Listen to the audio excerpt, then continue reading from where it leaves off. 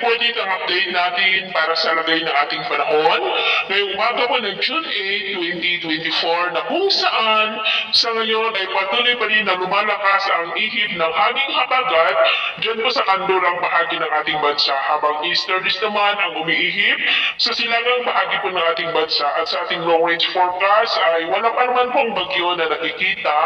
na tatawid dito po sa ating bansa. Hanggang sa susunod na 2 linggo ay posibleng storm free pa rin po tayo. At sa lagay ng ating panahon, ngayong madaling araw ay may mga isolated rain sa ilang bahagi ng Ilocos Region, Cordillera, Pangasinan, ilang bahagi ng Quezon, Mimaropa, Panay Island, southern part ng Negros,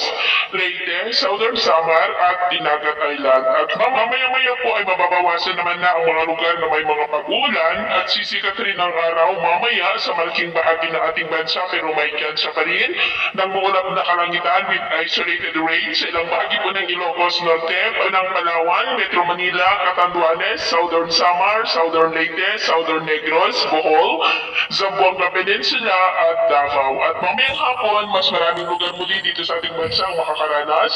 ng muulap na kalangitan with isolated rains. Kaya kung lalabas tayo sa ating mga tahanan, ay gulin po natin lagi ang magdala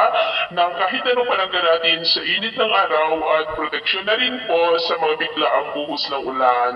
At sa atin naman po mga baybayin, wala naman po tayong nakataas na namang gale warning signals, pero iba yung pag-iingat lamang po kung papalaot tayo para mas makaiwas sa mga sakunang